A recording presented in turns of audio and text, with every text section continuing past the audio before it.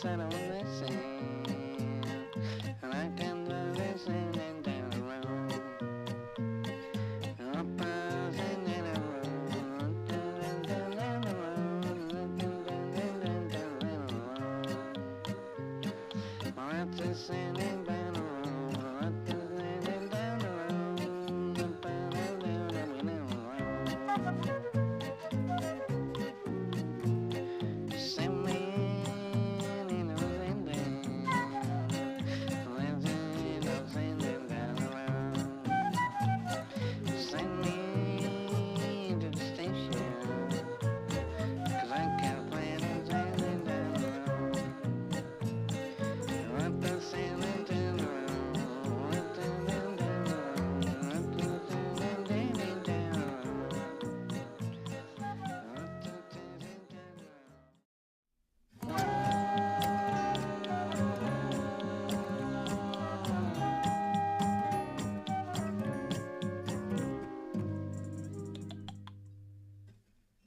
Man, gotta be my chance. You gotta be that sound of that thing away. Oh man, you gotta be a best friend. You gotta be that sound away, they'll see no sound. I tell them that away, that man is going rain, but I can't let it sing it down the rain.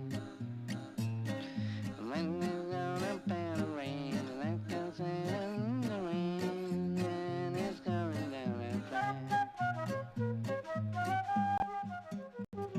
The man sat on that day, and I just said, oh man, road. Oh man, sat on the sand, and I can listen and down the road. Up and down the road, down the road, down the road. Up the sand and down the road, up the sand and down the road, up and down the road. Send me in a window, send it down the road. Send me to the station, 'cause I can't plan on sailing down the road. Up the sailing down the road, up the down the road, up the down down the road, up the down down the road.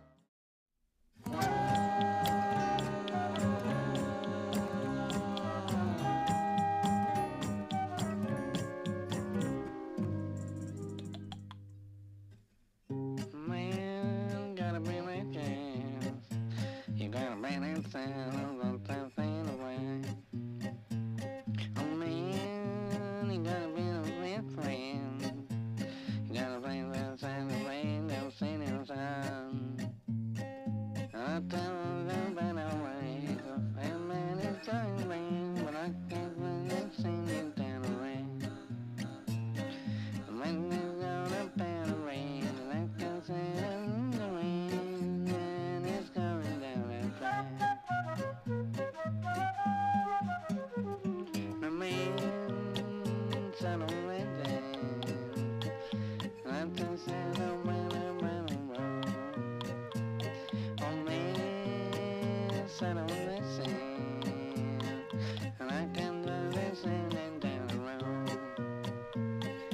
Up and down the road, down the road, down the road.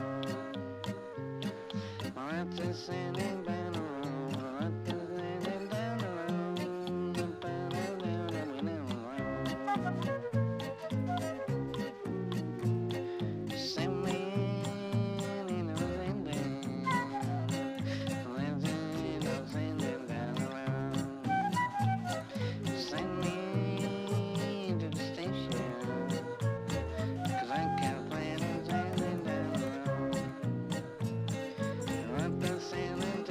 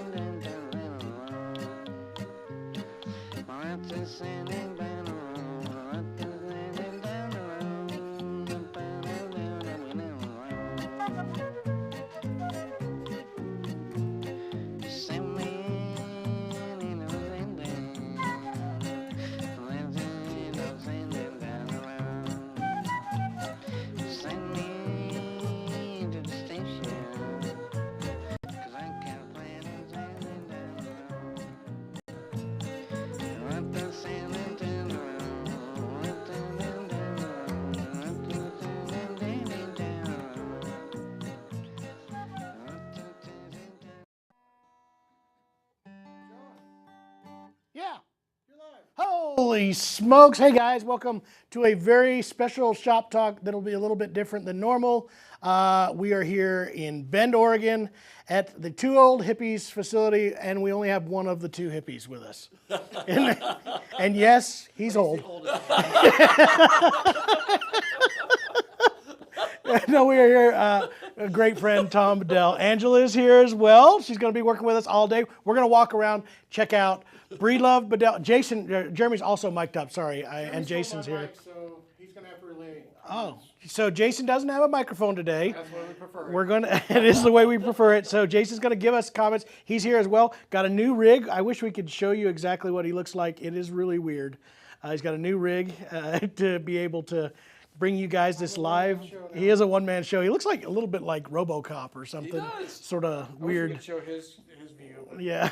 Hey, Jay, let's check everybody's mic. I think we're only hearing John right now. Well, there you go. Say something. Hey, they said say something. Jeremy can't. Oh. Can you hear it? Let's see if the delay's there. Can you hear me? Wait. Delay. No, speak, guys. Hello, 1, John's 2. much louder than everyone else, but I think that's just John. Okay. My voice is louder?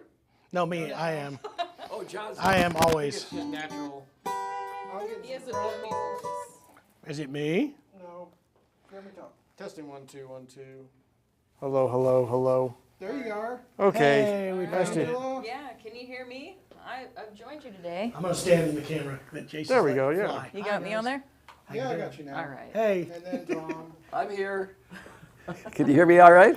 Yeah. Hey. It's all about levels. All right. It's all about All levels. right. All right. Oh, okay. So we did The knobs that see you have to turn. it is live, and we turn off did the see stream that now. Shu has already requested. So we had a guitar in hand, and guess what?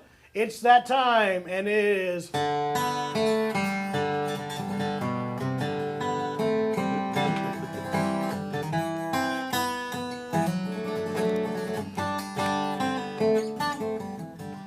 That's all you get. You gotta do the jingle bells part. Oh, okay. You just did the verse.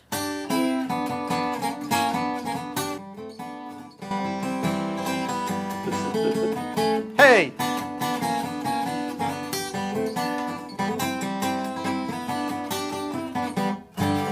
That's it. Sorry.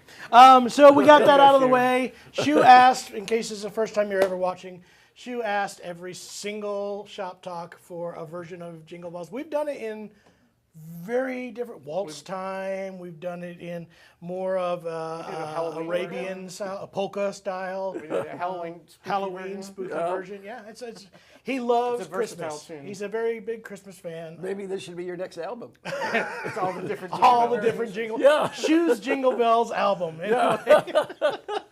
So we're here today. We can't wait to hear what you guys want to talk about. Jason is monitoring comments. We're going to talk about some woods today. We're going to take a tour of the shop and answer all and every question that you guys want, including how old is Tom? Yeah, we'll get that. Put your guesses in the comments Put your below. guesses in the comments. The one closest to it gets a free Breedlove guitar. Oh, good deal. Tom will talk about it later. No, we love these guys a whole bunch. It's going to be a whole bunch of fun. Jay, do you want to start us out? You got anything? Yeah, I'm tweaking. You know what's good. Oh, he's tweaking. Don't say that. All right, He's so just now tweaking over here. with, apparently it's Ash Wednesday. It is? And It is. Jamie's giving up guitars for Lent. Oh, really? I don't think that's That's true. quite a sacrifice. I know And he Jamie. says he's giving up the J run for Lent. Oh, give That it is the probably J better run. for everyone. We got Star Fox. We got Vince is here. Hey, Vince. How you doing? Everybody's looking forward for some 1940 info today. There is some 1940 info. I learned a lot yesterday about the 1940 project. You might get to see some being worked on. I don't know if they're in Shop still? the shop in progress right now, but we're gonna walk through the shop and maybe we'll get a glimpse of one. I Yeah. don't know. Yep. Yeah, we'll get a sneak peek. We have ours here. One, the original is here, by the way. The OG original guitar. It made its way back. In case it's the first time you're seeing this project, but this was brought we to had, us. Text telling everybody to like, and our good friend Jamie says we haven't done anything for him to like yet. Oh, well, there's that. Can you boot him, please? So this is the main reason we came up with. There's a lot of things we came up for, but was to finalize the content and stuff for the 1940 and see where it is in the production line. It's official, it's real, Yeah. and we're not the only ones that have ordered quite a Tom bit of said these this is one of guitars. the fastest selling new models that Bedell has put out. Is that right? This is the best-selling new model. Yeah, that we've ever launched, I think, for Bedell. That's Yeah. awesome. As far as out of the gates. Yeah. Very cool. So again, if you're not familiar, it's based on, we did some sound optimization mapping of my original 1940 D18 that you guys have all seen, and based a lot of this here with some cool extra player features that I love and some design features that Angela helped me get together, and I love this guitar. It's one of my favorite ones, and I think Tex is on here. I know Tex has one on order. It's one of the ones that we will possibly see today. But mahogany back and sides, Adirondack spruce top, 18 style guitar, but with a lot of great add-ons, and that's why I love this And we guitar. learned a lot of the new things that they had to do to be able to produce this. So we're going to be talking about that in this full video release once we get it done. But pretty exciting project. Yeah. We got some information. Thank you for drowning me out on that one, John. Listen to Dr. that Robert tone. Gifford said he sold a guitar, so now he has room to buy another. But he is also one of the guys that took up the offer on the Breedlove. Yeah. So he got a free one. He says, thanks to Tom for a free Breedlove. You're welcome. Yeah, he is excited, and he liked his Discovery guitar that he got. It's kind of the Kit Kat marketing thing where, you break one off for yourself and give one to your friend, or Twix, one for you, one for a friend. The way I look at it is, if you want to have a guitar that you're going to take camping, you're going to, whatever else you're going to do that you don't care if it gets beat up. Yeah. There's a word for that. A beater guitar. Beater guitar. If you want a beater guitar, they sound fantastic. Yeah, absolutely. Really well. Yeah, guitars. and your USA Breedlove is something you're going to probably want to take pretty good care of. Yeah, because that's a very special instrument. You don't know me very well. I don't take care of anything. I have 5 kids. Nothing gets taken care of in my entire house. That's another thing. When a beater guitar for a house full of 5 kids. Yeah, exactly. Hey kids, don't touch it. It's really expensive. And the first thing they do is take candy. But to verify that you don't take care of things, I've seen your original 1940. Yeah. Yeah. You should have seen it when he got it. It was pristine. Like, mint condition. Obviously, that one has been played. I did not do that. He tried to I promise you, I did not do that. I think it actually looks better now than when I got it. So.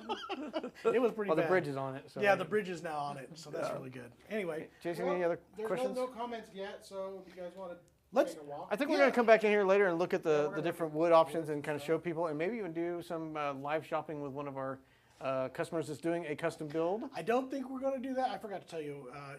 She would. What, but probably John, prefer- one of the other customers that's in the live stream is going to be building a custom guitar. You know who you are. Anyway, yeah, you want to lead us out here, Jer? Tell us where to go. Tom's going to do Okay, it. This Tom, is his place. lead Yeah. us. Well, let's go to the shop. All right.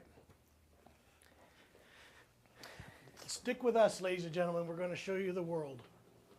I don't know. John had to take an emergency shower yesterday. Yes, this is where I had to take my emergency shower. Oh, thanks.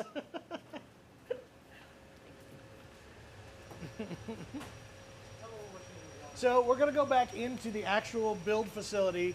I think we're going to start in the wood room, right, where most all your wood stockpile is. Those are the specialty ones to go. Is that what we're going to start at? I think so. You want to start there, or do you want to start in Inlay?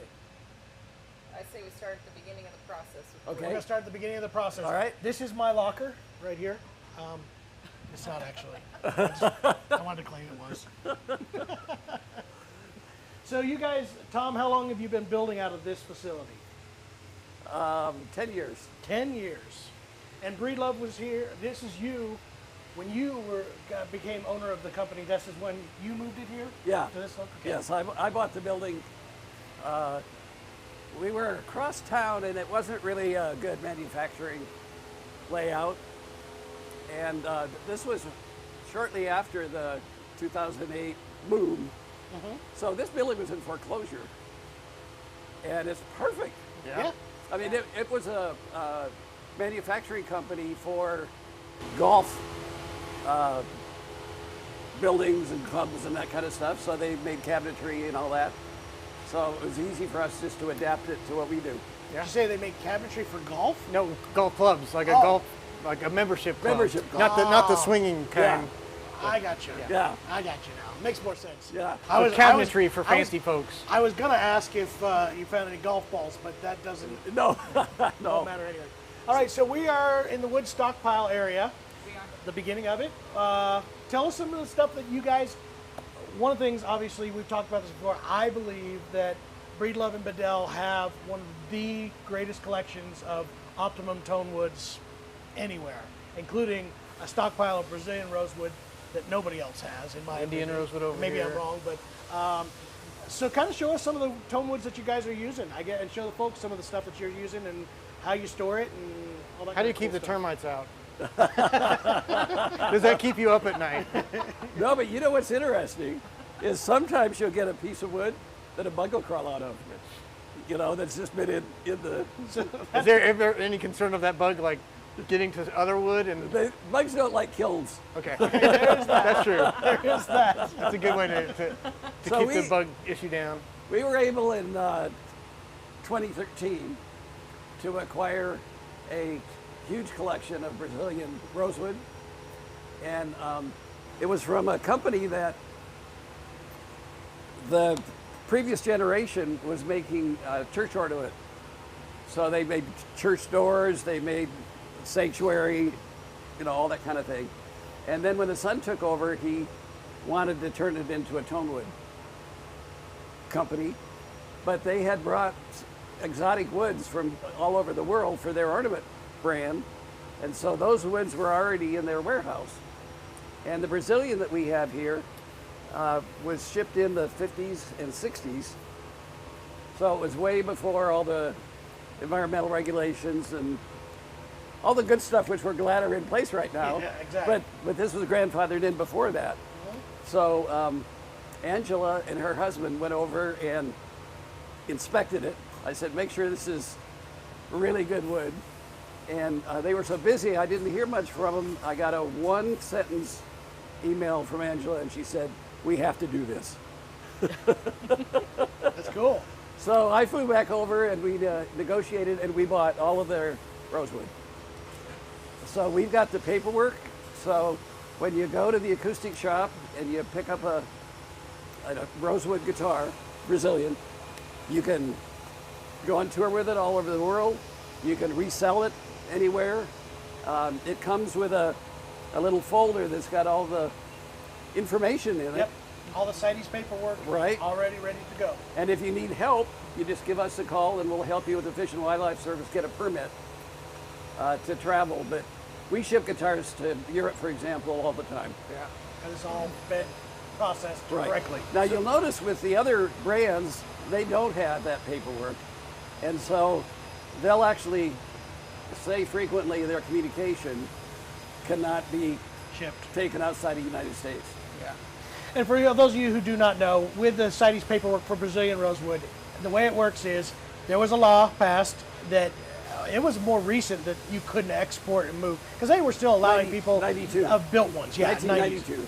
And after that, if it is flagged at an airport or customs or anywhere in the world, they will confiscate If you can't prove. if you cannot prove that that is legal paperwork Brazilian rosewood. Exactly. That's how that works. So a lot, like you said, a lot of stuff, if you do not have paperwork for it and it is post 1969 built, you cannot travel with that for fear that it will take off. Now, I know people get away with doing it and they have, but if you were to be caught, and that does happen also very often, the law is it has to be confiscated and taken away from you. And we had Not the case with this stuff. No, but we had an example where we didn't fill out the paperwork right, and there was a stamp that was missing, and we were shipping it to our customer in Germany, and Germans tend to follow the rules better than Americans do. They took that guitar, and there was no way it was coming back, and the only thing we did wrong was we didn't have one stamp on it. Wow. It was signed. So get it right. I think the, I'm assuming that I think particular the agent agent has wanted nice a new guitar. Yeah, that's what it sounded like to me. There's a customs agent. So let's show. Jason, we got any comments or questions yet? Yeah. Jay? Not so far, other than there's a comment. Hold on. Hold on. Scroll. Trey, his first guitar was a Black Magic Breedlove. That's pretty cool. Nice. Black Magic. Black Magic. Yeah. Is that before me? Discovery. Really. That must have been an early one. Yeah. They have, so this is some of the Brazilian stock over here, some over there, so you can kind of see there's a lot of it in here. There is. There's a lot of other stuff along with it. We were looking at, are these still the ones? Speaking of sets that have been pulled, these are 1940 sets. We learned yesterday, and I did not know this, but to build the new 1940, it is a very select process on the Addy tops. They have to choose, and it's taken them longer to build the 1940s because they are really, really select about the type of top that has to be used for that. Am I correct in saying that? You are 100% correct. I don't Yeah, wanna we're speak out looking of turn. for a very specific mass and deflection. So, Because this tends to be a little bit thinner than the standard thickness that you guys start with. right. Correct. We need to make sure that it's going to withhold to that thinness that we need to go to. It does. So these are 3 sets, or that's now down to 2. Two right now. There's, So we'll do there's another 2. one. Yeah, they took, Yesterday there was they a took 3. a couple. They're building another one right now, Chuck. That's Yeah, awesome. so you can see the top has the rosette already installed. It's cut out to the dreadnought body shape. Some people and- who have not seen guitar building before, these are also pins to help them line up in various different stations that are across the workshop. Right, it Correct. keeps it indexed right on the center line so that it's faster for them to line that up. Sorry, I didn't mean Yeah, to so interrupt some you nice anymore. mahogany and Adirondack spruce getting ready for a And these are 1940. sides to be bent for 1940s to match them up as well. You That's told us a right. really interesting story. The mahogany that you have right now that is being used as this and other things, you were actually there when they harvested this particular tree, correct? Yes, yes. There's a Mayan biosphere jungle that's south of Tulum, but it's in Guatemala. And of course, the Mayans lived there centuries ago. We went down. It rains there a lot. So there's only a 6-week period where they harvest. And we still were in mud, we were getting stuck, we're all in the back of this big pickup. We're sleeping on these little platforms. We had a little camp where we were cooking our meals. I got pretty good at making tortillas. Did you? Yeah, Awesome. yeah, I ran the grinding machine. The howler monkeys were all over the place. Just The think of birds- the history that comes with this guitar. A free tortilla recipe with everything. Exactly. So, like I was telling you yesterday, we went out and had searched, and they'd done some work ahead of time. But because we're so concerned about our forests and sustainability, we didn't want to cut down a mahogany tree and not have other mahogany sprouts that were going to Ready to grow go. up and fill it. In fact, the goal, and they actually do audits there every 5 years, the goal is for every time they do an audit for there to be significantly more mahogany trees in that forest than there were 5 years ago. And they're achieving that goal by their forestry practices. Awesome. But, so there was a group of sawyers there, and I was there with our marketing manager, and we all had to stand back because the tree's going to fall over this way. And they start cutting into the roots. And I got so emotional. I mean, this tree's 200 and some years old. It's been a part of the forest. Everything that was living around it was a family, and we're just remembering this. I don't know, it was just really emotional for me. And the tree fell, and the whole sky just opened up because it had really filled a big. And what they taught me was that mahogany, it's a very interesting tree if you get it from the wild.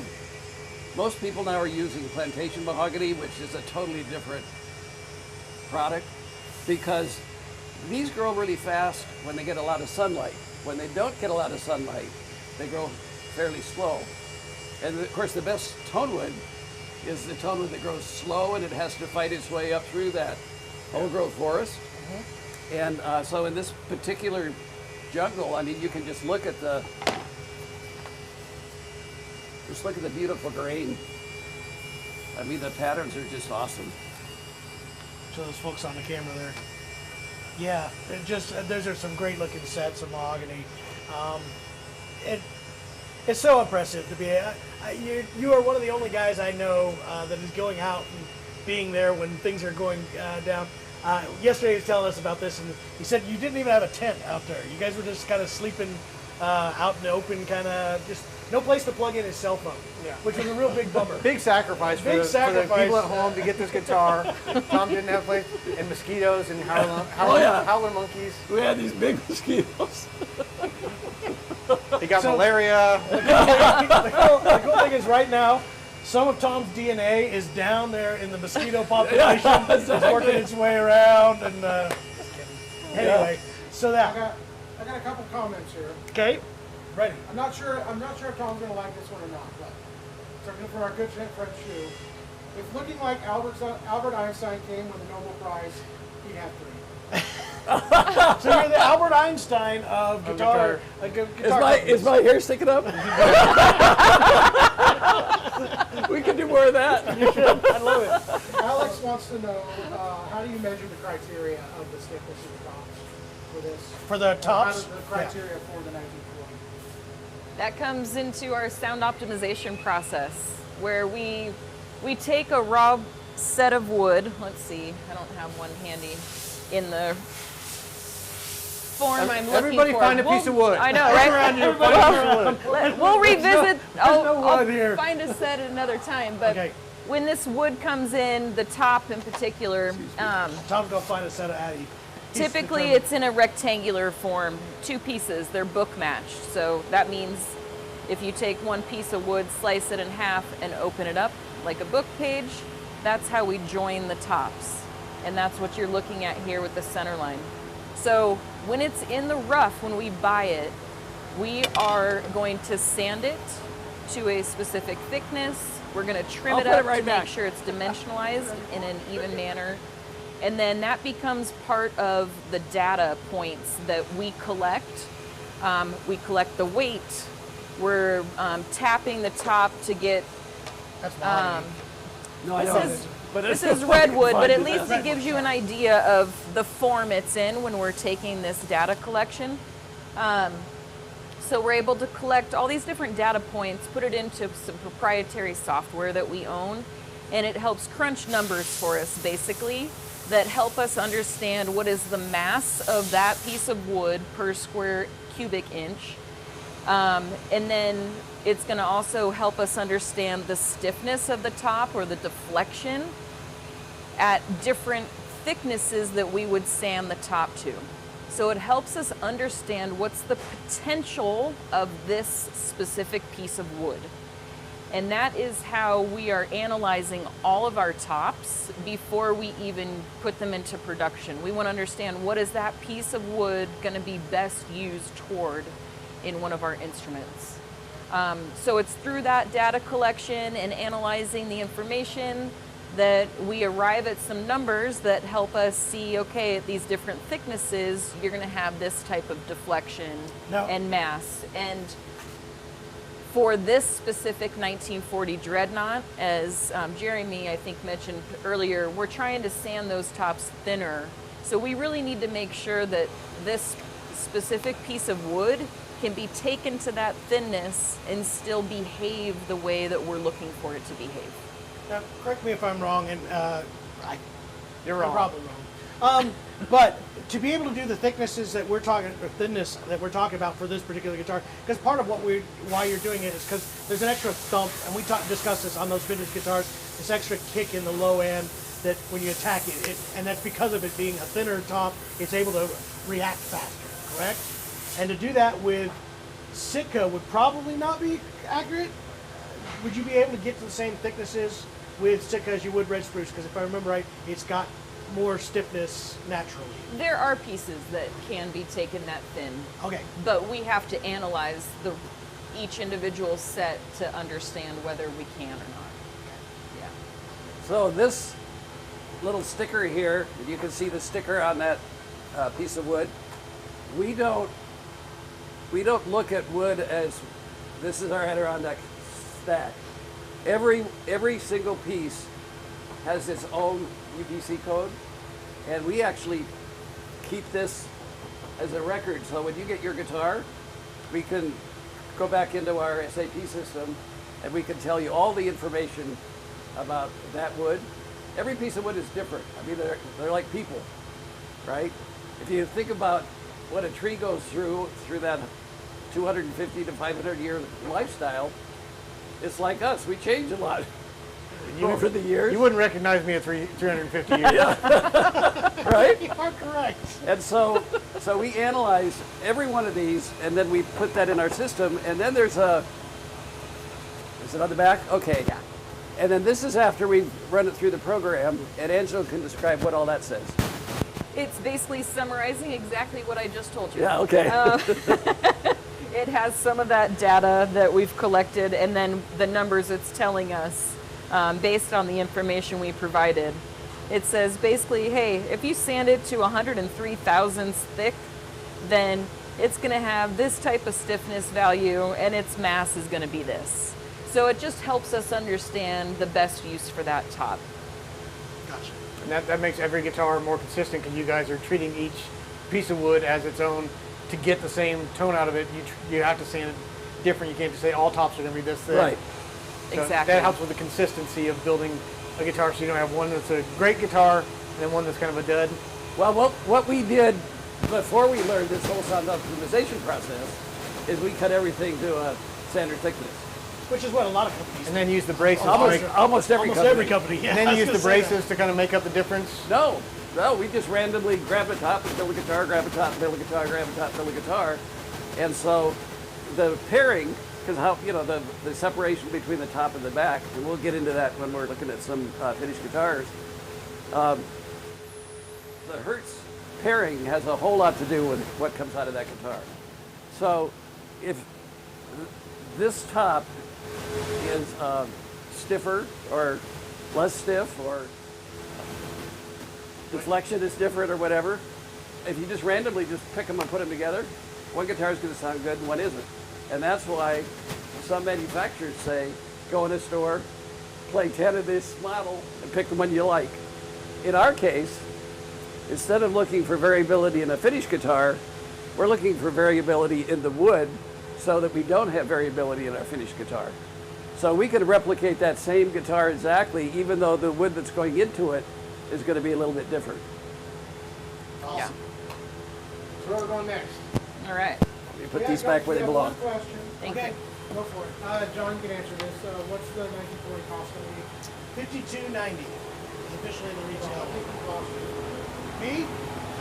40, 50, 60, 90, 120. Hike. Hike.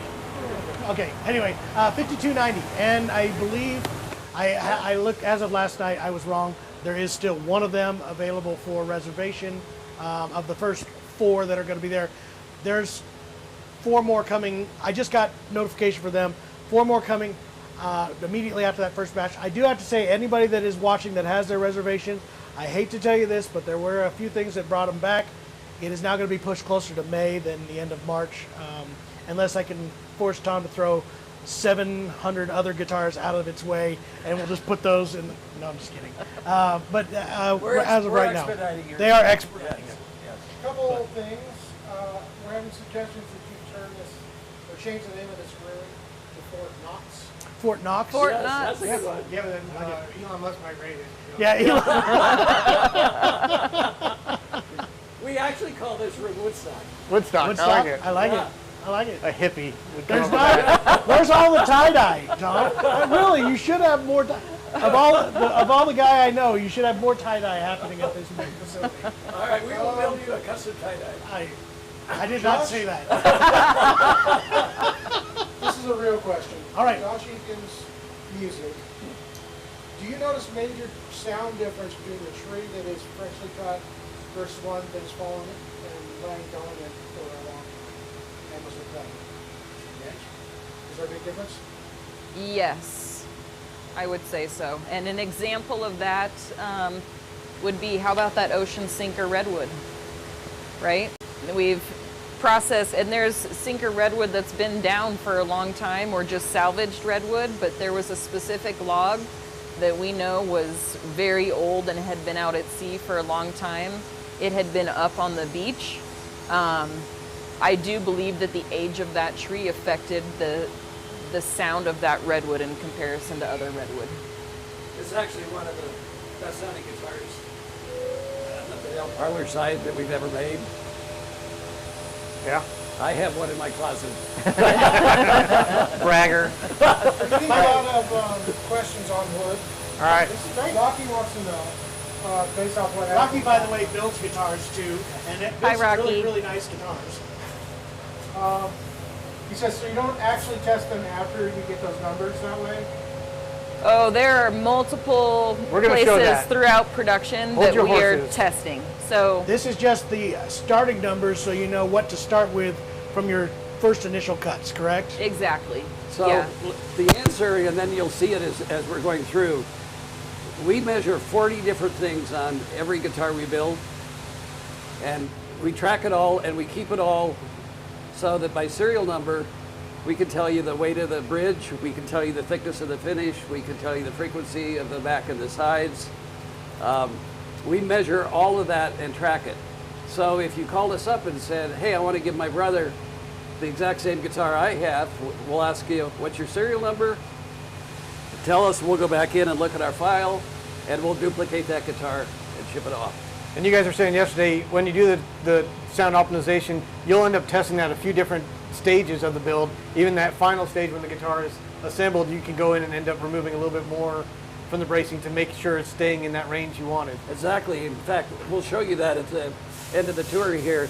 But yeah, we just go back into the sound hole, and with that little finger plane, we carve on the top brace usually because frequencies go up with more weight, go down with less weight, and it's usually that we're trying to take some of the weight out. Yeah. But the idea of this, I wanted to cover this real quick. The idea of this initial numbers is so that you have less things that get thrown away. You're able to start with the top thickness of, and not be able to go too far, and make sure that it will get you to the final process Right. with way less waste, with way less of a failure at some other point in Exactly.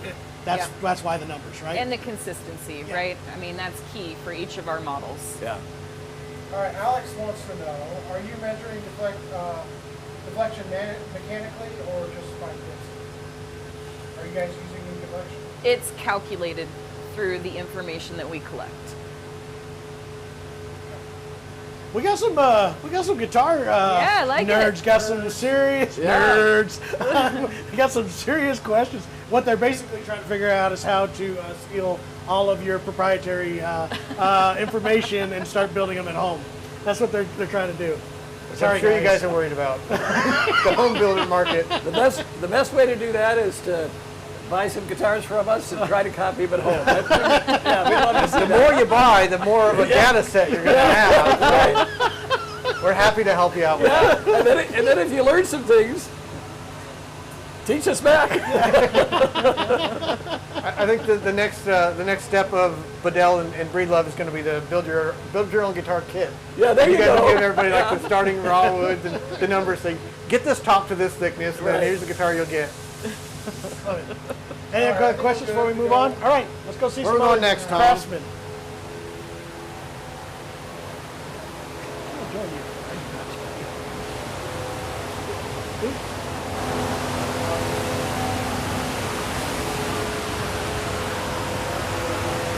All right, welcome to production. So you saw the pieces of wood in there. What we then do is we actually glue these together. And that's, in this case, this is a, well, is that a top? That is a top. That's a redwood top. Yeah. Looks like it's going to go on one of the Premier Limiteds. All right. And then this goes in the rack here for the glue to dry and to become the, You put glue between the two pieces Yep. and that squeeze them together. yes. And then that label that Angela was showing you tells us how thin we want to make this. And so on this machine, once we, glue them up when they're dry there, put this back. Then it's going to go to the NC machines, get the rosette cavity put in. Oh, that happens first. Okay. I'm going to help guide you. Yeah, no, do. So once the rosette cavity gets cut by the NC machine and the body shape out, the perimeter cut out, it's going to hit Craig's bench over here behind you where Craig installs all of the rosettes on the guitar tops. And then it's going to end up going through the time saver or the thickness sander. So that's going to take down the top of the thickness you want and get the rosette.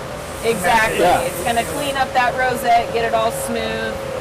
And then we'll flip it over and take any additional thickness we have to remove Can from you the grab top. We'll take from the inside. one you so we're finish not the rosette sanding on? through the rosette any further than we need to. Start with one that doesn't have. There's one that he's recently put the rosette Okay. in. You can see the blue marks. So actually this one, you can see, was cut on the NC machine, has the cavity ready to install the rosette. And then it looks like Craig This one has... is installed but not cleaned up. Yep. So you can see there's a lot of glue on there, but it's making sure that the materials are glued in place. And then once it Cleaned gets up, sanded, you you can see a cleaned up rosette. Right. And that is an extraordinary piece of myrtle wood. I'm guessing somebody might ask that question. This is from the outrageous myrtle wood log that you'll see some Now, special models in this do year. you put this through the time saver? Or is that? I absolutely do put that. I do by hand. I take it down to where it's about 5 thousandths over. Yep. Then I take it through here about 2 thousandths over for the first pass, and then I have to switch sandpaper, believe it or not, because of the amount of the black, white, black. Right. Switch it to a lighter sandpaper, and then take it down about 3 or to 5 to 4 thousandths. Unless we have to get past some chip out or anything like that, and then we start getting a little bit of compromise in Right. between how far we go on each side.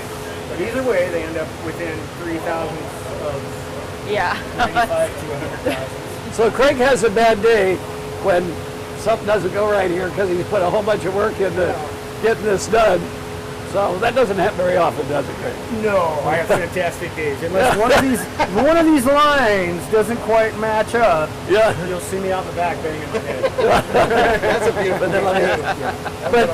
But look at the difference. I mean, that turned into this. So So I joke around that I put square pegs in round holes. It's not what you think. yeah, And then you also do the kerfing on the bodies, right? we do that over here. Kerfing is done over here. I jump in when I can to help out. And so what I'm doing is basically trying to get ahead of myself every week, jump in to help with kerfing, and then come back over and make sure we got these that we need. So this is what kerfing is. And the reason that you have to put this kerfing on here is that wood is so thin that it wouldn't have enough to be Shipped. taken outside of the United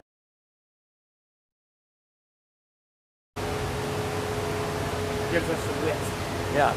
Do you guys add side supports on these guitars too? Yeah, as far as side supports? braces, Yeah. Yeah, that's what I'm doing right now is gluing the ones, there's one right there, and I'm putting the other 1, 2, 3, 4 or more on there. And you use wood for your side braces, not fabric? Just out of curiosity. Yes, we use this mahogany. Mahogany I take offcuts. every single one of them down to exactly where it fits in between there, and then we have to bevel that edge down to exactly that, height, if you will, so it all matches as it goes through. Like I said, I know there's some guitar building nerds on there right now, so they're gonna ask Sure. these questions. I'm jumping the gun. I'm going to start carving small mermaids on these. Small mermaids? I'd love to see that. Those small details that make the difference. Most people won't notice it, but when you look in there and see the mermaid, I will know. So everything you see, that you're going to see from here on through is 100% handmade. So Yep. it's no CNC machines are putting this together. Now our CNC machines did carve out this Rough cuts. rough cut, and then we take it over from there. We do cut out our fretboards on a machine and our bridges. all the parts in the necks, all the parts that really need to be consistent, Yeah. right? And where that matters more than the handwork being done, Yeah. right? So necks, fretboard, bridges, the tops, the backs, and then we start assembling them. Side bending. Side bending, do you want to dive over to side Yeah, bending? if you do side bending, We got a comment here from Vince. So the shop is amazingly clean. They must have known you were coming. Is this any different? I've been here, it's clean. So. Yeah. Yeah, this is normal. Yeah, that's what you think. This is actually on the not station. so every Friday afternoon is cleanup day, and I mean we go through this place from top to bottom, and everybody just knows that's a routine.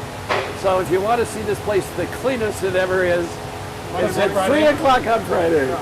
That's when Tom gets out his broom. That's his main job. It's the white glove test, right? We also have another comment from somebody, I think John will know who it is.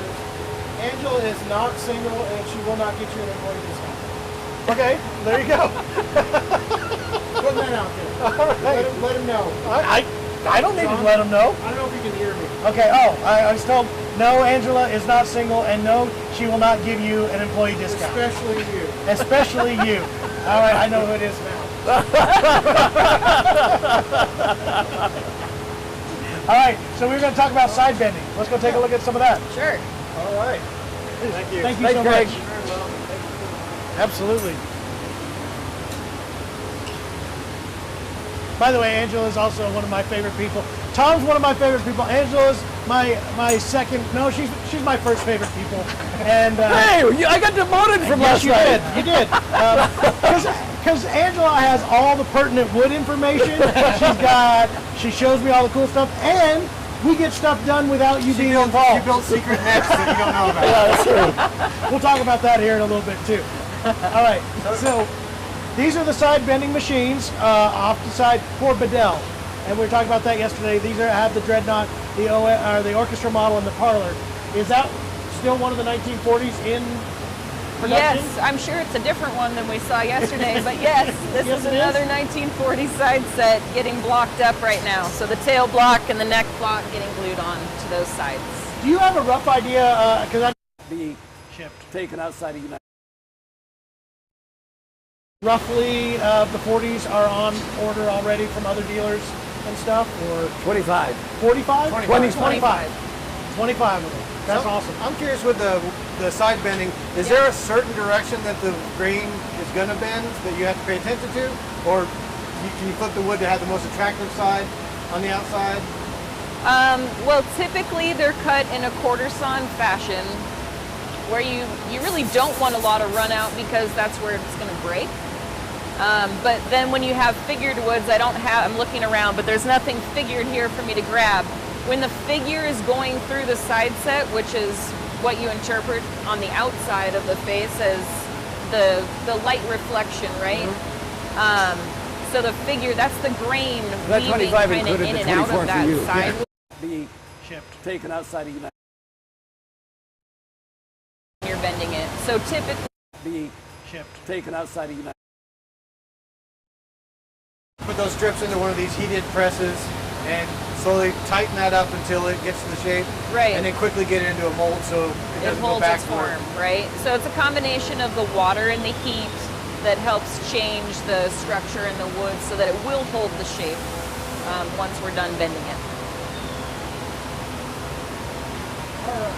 All right, should we move out of? Oh, we didn't discuss what we talked about yesterday, which I actually think is also an incredible feature that you guys have, which is inside every tail block is an RFID chip that helps to locate the guitar. If you were saying yesterday, Be shipped taken outside of United. side, Label, yeah. a label, yeah, sorry.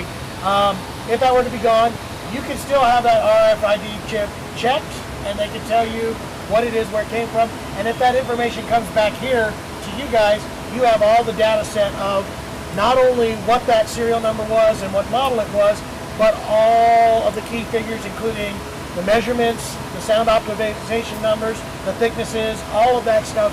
Those numbers are stored, and that's your easy way to find that. Yep. Yep.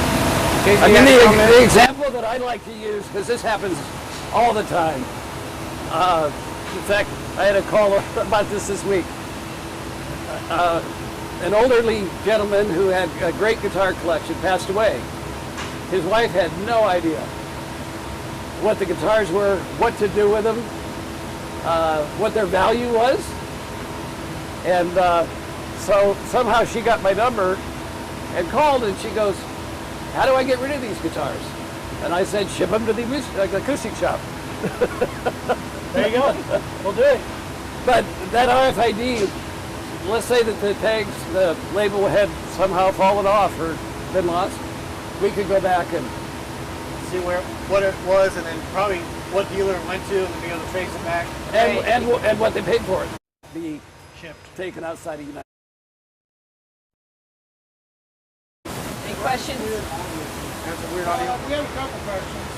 Al, which John, you guys know who that is. I think she's the one ordering that. L? Huh? L. Michelle is, but Yeah, but her name's Al. okay. She wants to know if Angela needs an assistant on woodline trips. So hold your iPad. We keep trying to get into. You need an assistant on your next woodbine trip. Yeah. Be Shipped. taken outside of United. inside of this. It's one thing I've not got to see ever. I'm going to float down the Congo. So what I would recommend is why don't you get a group of your favorite customers, and I'll lead you on a wood binding. That'd be awesome. That'd be fun. Tom was telling us yesterday 117 countries you've been to. 100 and, yeah, probably. I think that's that wasn't all for the wood buying, but in your previous industry. Yeah, but thankfully, the best tonewoods grow in old growth forests. And of course, the largest is the Amazon. The second largest is the Congo River. Be taken outside of the United States. They're really something. I mean, you get back into, well, I could go on and on with adventures that we've been on. I imagine. Yeah. I haven't had the luxury of going on some of those trips. Yeah. Is that a luxury? It does not sound. He has told me about some of these trips, and I don't find them to be very luxurious. You know, I'd actually enjoy some of those adventures. I didn't say they They're weren't pretty fun. enjoyable. Boys and frogs. Well, let me just tell you one quick one, because this was really something. We're down in Suriname, which is right on the north part of South America, and Suriname is the most heavily forested country on the planet, I guess, in terms of percent of land that's in old growth forest. They created a huge reservoir, but they didn't cut the logs or the trees that were growing in it. So you have these big banana boats that you're in. We're headed over to this forest where we're going to get look at some wood. The engine hits a tree stump, and Ari and I end up sleeping on an island out in the middle of this reservoir. Piranha are all around us. There's all this stuff. The next morning, luckily, the guys came and found us, and we got in a different boat. We got halfway to the forest, and we hit another stump. So we actually had to buy an engine. There was a little village there where there was a guy that had a used engine. We bought that, and we finally made it to this forest. And by then it was too late. We had to spend the night. And we're out in the middle of the snakes all over it. I mean, be taken outside of the United To procure some lumber. But it's like anything else, you know. The harder you have to work for it, the more you love it. Yeah. So these are the Bedell guitars that are being bent. Is there bending machines for some of the? That's what those are. The Breedloves over there. Yep. And there's some Breedlove on the molds other side. and stuff for that. Jason will kind of pan over to some of those. Well, there's a couple questions. Okay. Blue. What are we using for glue? You're seeing it. Mostly modern glues. All modern Type glues. bond. It's all type bond here for this. And again, we had this discussion yesterday. Every manufacturer has their style, their thing that they do, and I can argue a good point for why they do it. Type bond, like all modern glues, there are some inherent major advantages over hide glue. I know that there's a popularity of using hide glue. I can tell you there's a lot of disadvantages to using it, even though there are some sonic ones. I will be honest with you, my personal opinion, I have not quite bought into the sonic sound of hide glue, but I know people believe in it, so I'm not here to argue that or do it. But I will tell you, modern glues are so much easier to work with. They make for more consistent results. Anybody who works with hide glue will tell you this. Which one tastes better? None of them taste better. I eat a lot of paste. I was that kid. Jeremy was that kid. He was. So this is a question we're going to cover in a quieter area. Okay. We've had this discussion yesterday, and I know Tom has a very strong opinion on this. So it's about clarification. It's a hard faction. And we will discuss that here in a little bit. Okay, so we'll talk to our faction later, folks. In a quieter room. John wants to know, do you guys have a cache of African blackwood? No, Looking into that? no, we don't. Simple answer is no. So what will be next on the assembly of a guitar. Sure. So from the mold here where we're blocking out the sides, we're going to need to put the kerfing on it, which we kind of already got the sneak peek of. But if we go back that direction, we're going to be taken outside of United. So come on this way. Be shipped. Taken outside of United. Taken outside of United. Be shipped. Taken outside of United. So Bill is doing some kerfing, which is what Tom was pointing out on the sides. Be shipped. Onto the sides. So that's how we hold the kerfing on for the glue to dry. Yep, the little clips that glue it on. You guys are back.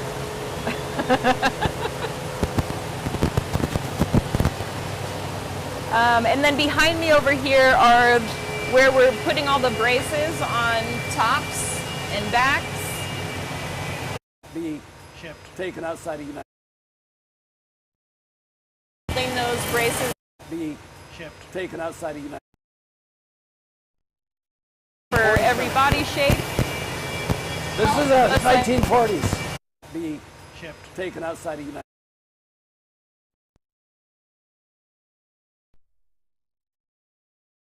Voiced, it's already been signed off and hand voiced. So Griffin is actually preparing the back, the top, and the sides to come together. And that's when we'll first be able to get the guitar box together and achieve a fundamental resonance out of it. That's awesome.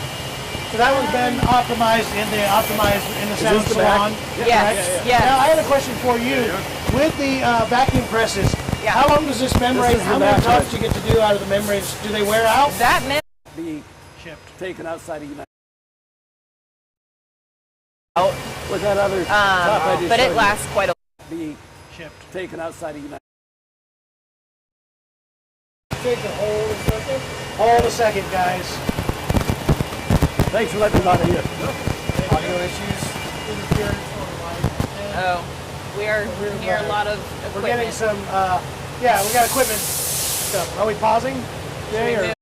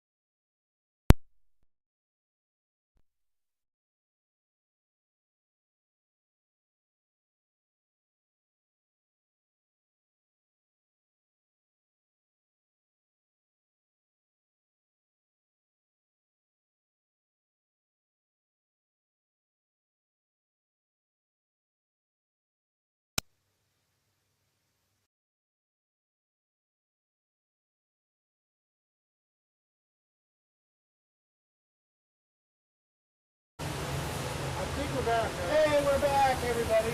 So Yeah? away from some of the equipment. Got Jason restarted. Hold on, maybe. Maybe. He says. Oh, it's buffering now. Hey, 1, 2, 1, 2. 1, 2. 1. Hey, hey. Hey, hey, hey, hey, hey. All the audio got weird, he says. fixing it. It's not a live stream if we don't have some sort of technical difficulty. We gotta have something because that's the way it works. John will just quit yelling. He'll be all right. If I gotta quit yelling. So anyway, are we back up? Yeah, it seems to be Okay, working. I'm talking now. Good. All right. He's gonna get us back to levels while I keep talking. But we're seeing guitars in box stage right here, correct? Yes. Yeah. We want to show So- you step before that. Okay, before that. Sorry. Okay. This little room right here. All right, we're going in there. Follow us.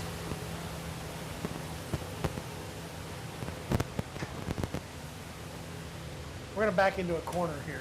Right. I know. It's a tight spot. Welcome to the sound sauna, folks. That's right. This is the sound sauna. So I just want to stop off in here really quick to show you this room serves for a couple purposes. This is where we are going to do the collection of data on the raw wood sets. And behind John here, John, Oh, sorry. no worries, no worries. So this is where we are going to capture some of the readings on the raw wood, as I was explaining at the beginning of the process. That's data collection number one. We do have a huge Excel spreadsheet that we collect all of this information on and save it. So in here, we're also looking at hand voicing. So we have a myrtle wood top here, it looks like, that is getting ready for getting voiced. Actually, this one has been voiced, but I'll give you guys the gist. So we bring the top in here, we're gonna secure it into this fixture so that it acts as though it's already built. We use an FFT analyzer. This is basically just getting us hertz frequency readings. I'm gonna zero this out if I can find the cursor on the screen. We were already discussing earlier, both of us need readers, so. Yeah, that time in life. Where is I this? saw it. It moved. Did you? It's Oh, at the there top it of is, the screen. there it is. Okay. Let's refresh this screen. So we're going to tap this. Let's see if you can capture this on the video here. On the bridge plate. And on the screen, you can see that really distinct point, this peak. This is reading the frequency of the top. So we have targets for all of our tops by body shape. When we need to either move the hertz and where that peak is rising, or create a sharper peak, we want to make sure that it's not a big round dome. We're trying to hit a nice sharp peak. We're going to carve on the X brace. So this is the hand voicing process. This one's already done. I'm not going to start carving. But we are going to be taking a deeper scallop into the X brace. That's how we're voicing the top. So we will hone in on the exact hertz reading that we want by carving on these braces. We're going to do that to the back as well so that we hit the right frequency for the back. So we're hand voicing every top and back for every guitar we build and getting it to these finite numbers that we're looking for by body shape. On the backs, you're voicing off of this third ladder brace. This is where we're carving or shaping any brace to get the change in frequency. So we wanted to stop off in here so that you could see before we put the top and the back onto the sides, it has to go through this process for sound optimization. I was gonna say, I saw that, that top there. This is a 1940 back that will be Awesome. being done shortly. We saw one guitar that already has been voiced for the top. There's another 1940 Dread top in here right now that comes with this pair. This is the pair of them. So that now you're actually seeing this in second stage. So these are both been braced. Can we see that top on the back side too? Just for the heck of it? Yeah, This one's before it's been voiced, right? Not voiced yet. So this is the X brace before it's been, I'll let you hold it because you're in camera view. Before it's been carved for that big scallop in the X brace. Right, so you can see that it's still straight here. So they're going to create the scallop on this as they hand voice it. I saw this top yesterday. I recognize that one very much so. It was a very beautiful one. I love the two Right? The distinct really lines that are in distinct there. old growth. Mhm. Absolutely gorgeous. It's spalted Very maple. nice. So there you go, another set. So there's a 40. 1940s going through. Yay! All right, That's so exciting. from hand voicing, we're gonna glue the top and the back onto the sides. We can go back out there and we will start seeing the rest of the process as we file out of this little room. Back out. Beep, beep, beep, beep, beep.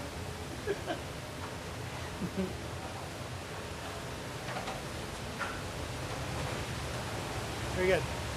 Okay, So these are guitars that are in build. No, these are not Bedells. These are Breedloves. As of Right. now, do Bedells go into this spot too, or? nope, they're actually gonna go over to the next kind of cubby over. At this point, we have different craftspeople Look at that working top. on Breedlove versus Bedell. So check that out, you guys. That's crazy looking. This is a piece of figured red cedar, Western red cedar. Really? Yeah. All right, That's now pretty you cool ready looking. for a shocker? Oh, I love that. Yeah, Figured some Inlay nice rosewood. figured rosewood. I like that guitar. That's one of the premier limited runs this year. We'll be building 20 of those. Dig it. Here we go. We have the pleasure of having Aaron Adams behind us working.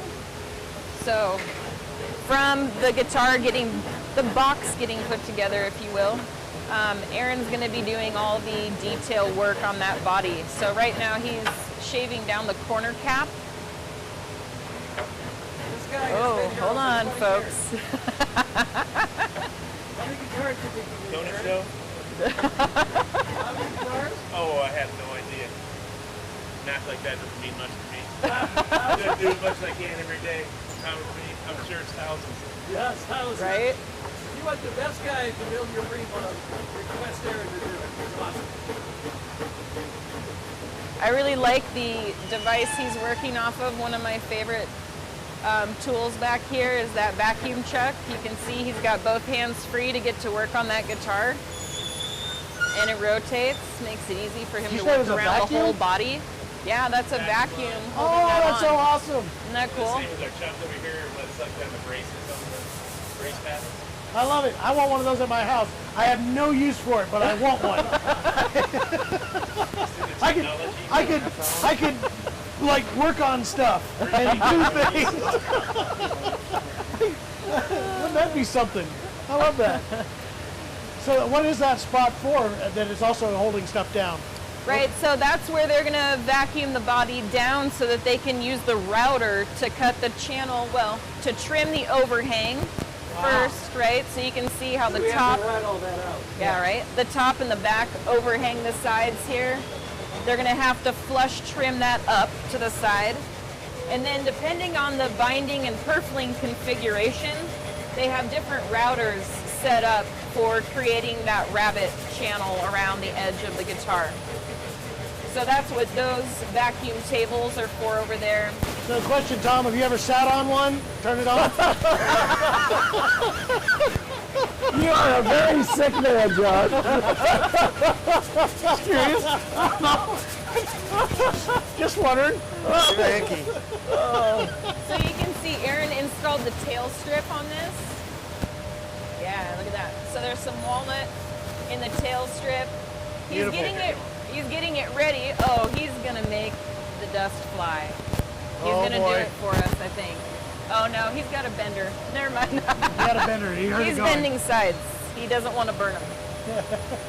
That's a good idea. I don't think you should burn the sides of a guitar right now. I recommend not doing that. He's multitasking, is what he's doing. Oh, he's got binding. Okay, Is it so he binding just that's bending? bent the walnut binding for this guitar, is what it's looking like. Is that what that is By behind my you? power of deduction. Is that what that is? Yeah, so Very different behind us bindings. you can see a couple of, a couple. Here's a bunch of wood binding. We basically bend it just like we do sides. There's a lot of it hanging up there.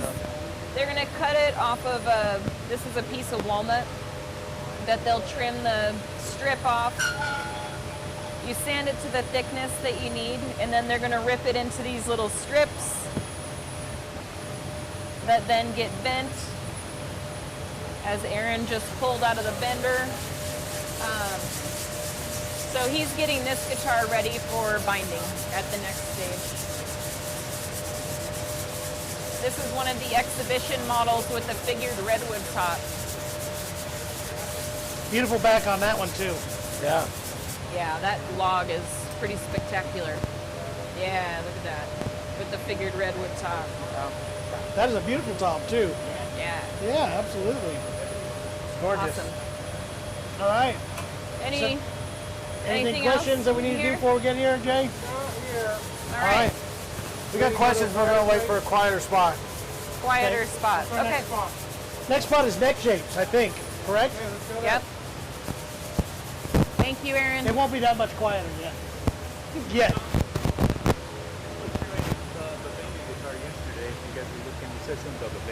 Yeah, I think that's theirs. Okay, cool. There's They're doing a chat over there. Oh, okay. this morning. Be Shipped. taken outside of United. Um, Everything that we this- can do. Yeah. Thank So you, this is Bill. we were over here yesterday. These are necks being built and shaped. So they're rough cut CNC, correct? And then final cut and shaped by hand. It was awesome. We were dealing with Paul yesterday, and we were discussing how he hand builds and hand shapes every single one of the necks for both Breedlove and Bedell. But you can see how clean it comes off that NC machine. There is not a whole lot of sanding that needs to happen to hit the shape that we're looking for and get those mill marks cleaned up. It's a pretty clean part coming off the NC machines. This- Index holes are going to line up where the fretboard lines up to that specific neck barrel. This one has purfling for cut, channels cut for inlay and for purfling on the peg head. And here's one of the fireside fretboards. So we actually cut a channel where we put that maple inlay into. And that's how you get that extra detail with the maple on the firesides. You can see it carries right into the headstock there. So all that will be inlaid with maple. By the way, yesterday was the day that Tom discovered that there's a new neck profile for the 1940. Yesterday, while we were discussing this, he found out that there's a new, more modified, modern V shape available on the new guitar.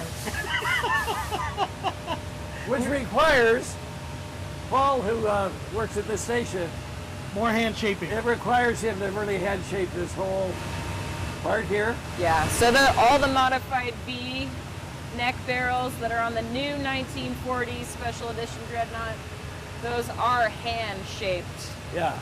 by that Paul guy. himself. By that guy. We went to dinner with him last night. Welcome, Paul. We had a great time. Thank you, Paul.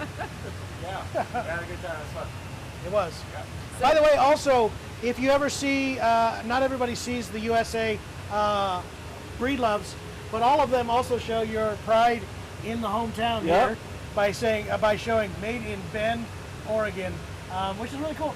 Is this the official symbol for Bend?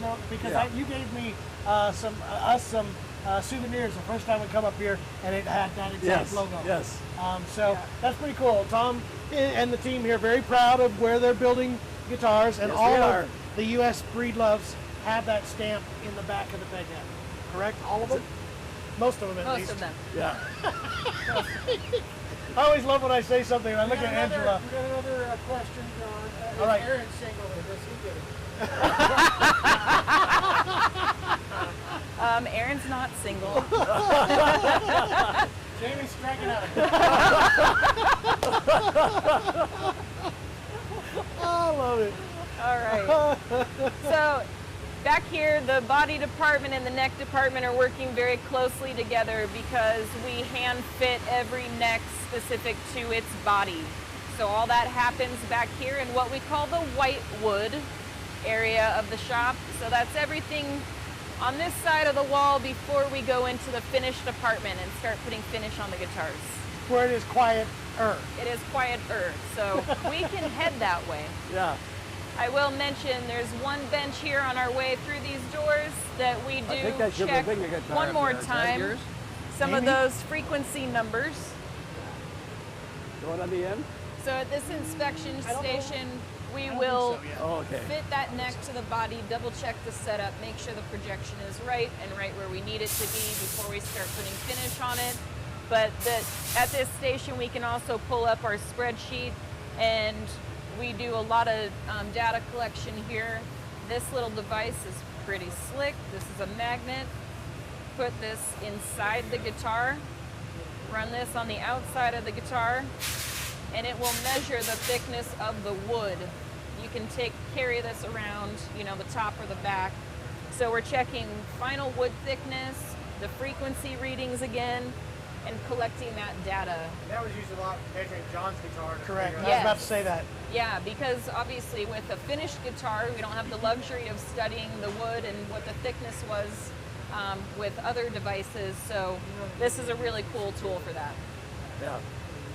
So kind of the last inspection point before we go into finish through these doors. Come with us, everyone. Well, I said it was quieter. Definitely it's just not differently. quieter in here. Yesterday it was quieter, and then it's not.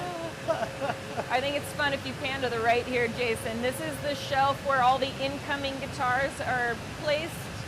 These are all ready to go into the finished department.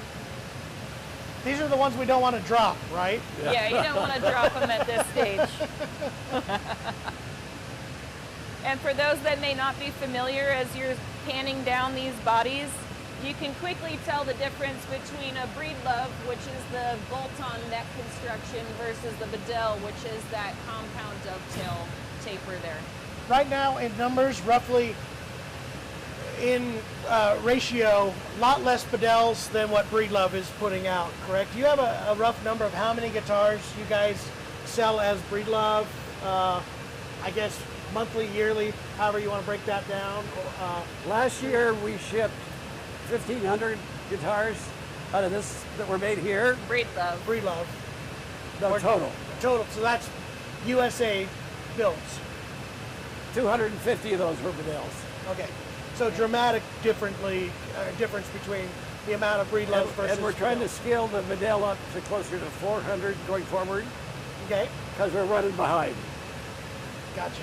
So we have the capacity, space-wise, to build 2,000 guitars a year here.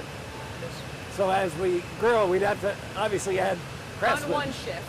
But On one shift. Yeah, then you There you go. start. What are you going to do? Start overnights? Are you going to just run 24 hours a day? yeah, We'll see how well this video does.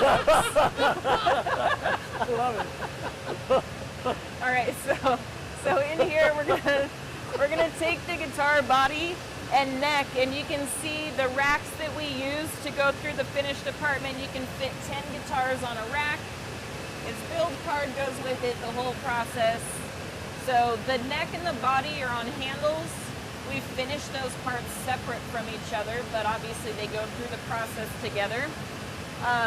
So yeah, you can see some different color work being applied. This is Brazilian, correct? Am I wrong? Is that a Yeah, Brazilian set? yeah. What? A Brazilian set. That'd be myrtle wood. Is it really? It sure is. We got tricked, Tom, both of us. yeah. This is one of the saddleback, Oregon saddlebacks. So you're seeing at a certain stage in the process, but that is a Sitka top with that saddleback first, with the myrtle wood back inside. Jason's fixing a cable, by the way, so if you didn't see it right now, you will. Oh, they can see it? All right. And you can also see on this card, we're filling in all the data as it's going through. So that card is the storybook of Yeah. the instrument. Again, numbers. Yep. Tom learned to count to 10. He's really good at it. I flunked statistics though. So I'm realizing as I see the guys moving around right now, it's lunchtime. Is it lunchtime? So we're gonna start to lose some folks out on the floor as they go take their lunch break, but we'll continue our It'll get tour. quieter. Yeah.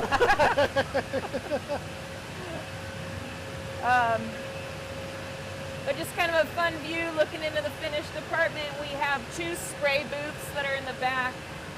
And then you can see all the buffing wheels here in the middle where they're polishing out the finish to get that nice high gloss shine.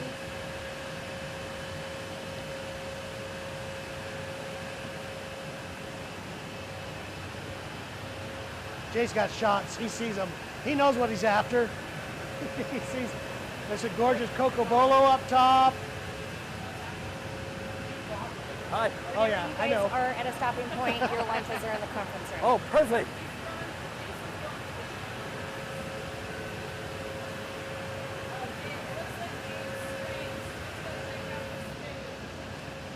This is where Jason gets lacquer on his lens. Oh, this is exciting, you guys. Okay, so here's one of the Bedell Firesides, one of the new models this year. This is the European spruce top with figured maple back and side. Jade's putting a top coat. He's starting to lay the top coat on the color. So he already has the color stain. I don't know if you guys can see some of the details. Now we can't, for sure. Yeah, Jade has an assortment of guitars in here, so looks like he's about to grab one of the new Breedlove Permafrost. Very, very cool. So that new Fireside was the one that you started a test, Jeremy. Oh, but our pack went out. Oh, I don't know what that means. Anyway, we talked about adding a new purfling idea on the back, and you guys started with that particular one. We're going to see some more ideas of some of these cool decorated backs. Again, Angela's so much fun to work with ideas. I throw something at her, she goes, all right, we'll do that, and then come up and multiply it by 20. So it's very, very cool. Well, so that was a fun one, John. I really appreciate you turning me on to that idea. It was a new challenge, and we had to prove that we could do it. yeah, So see? here we are. That's all you have to do. This will show you how much we experiment. If you look at this one, we're playing around with finishes. That's a definitely different There's finish right there. But is this the This is the patina that we did yesterday. Yes, we sprayed this. So this is the new finish that we have on the back of the 1940. It is a solution that is done and reacts different with different pieces of wood. We were discovering that yesterday. And the color that we see, that really dark color, it has some translucence to it, but is actually this formula and how it reacts with mahogany. You came up with the idea. This is the patina? That's the patina on myrtle wood. On myrtle here. wood. It does a different, more gray color you're seeing here. That's not patina. That is not That's patina. not patina. That's sky blue, Tom. But it's cool because it ended up, we were experimenting with that when we talked about designing the 1940, and then we also talked about how it kind of brought back the color of what my actual guitar has, which is an atrocious color, but it has its own unique deal. The new color, though, on the patina for mahogany is actually, I've had a lot of people that are really into it. It's different from what you expect out of mahogany. It has a little bit different brown/gray, dark color to it, and I love it. They're spraying a burst. Looks like Jade's doing a little touch-up work. That guitar is in here for rework, it looks like. Not sure why it came back to us, but that is something else we do. Obviously warranty our instruments or repair on occasion when people have issues. So you can tell there was a bridge on that guitar at one point.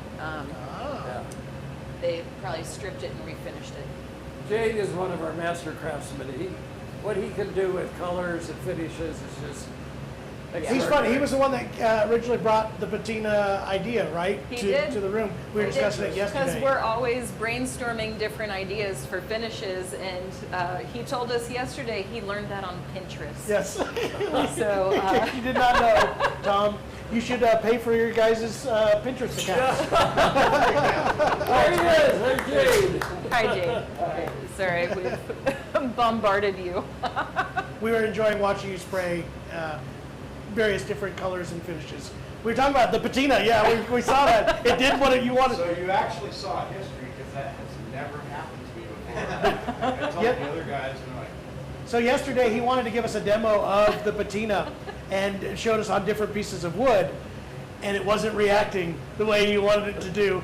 And of course, that's the way it happens when you bring a camera in. And you were very upset about it too. I could just see the frustration. And then and we left the room, and about 40 minutes later, he goes, "Here, I sprayed another piece. It worked." Showed it to us.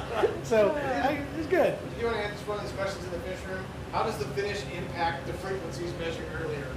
It raises the frequency because you're adding weight to that piece of wood. So like Tom mentioned, anytime you add weight to it, you're going to increase the frequency.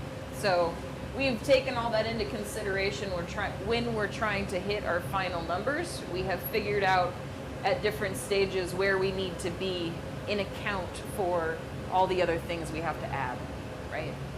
So you get a rough idea, and then if it moves further than what you need it to be, you go back in there. That's where that final more. inspection bench comes in, the and if for some reason those Hertz readings are not exactly where we want them, that's where we have to loosen the strings and reach in with a little finger plane and do some fine tuning. Yeah. Yeah. Go. So it's Any a other continual questions? process. Good deal. All right, you ready to move on? Yep, thanks, Jay. Okay. Yeah, he wants to go to lunch you. now. It's lunchtime.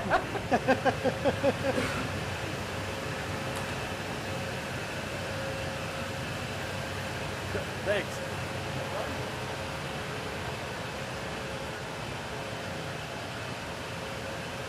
How's it going? There's Hi, some Patrick. guitars over here that are in finish right now. You can see various different ones that have already been through the majority, I would say, of finish work, or these just need to be buffed? These are all ready for final assembly. So this is the rack where we put all of the Breedloves that are done with getting their finish and getting polished up, and they're ready to go into final assembly. There you go. Yeah.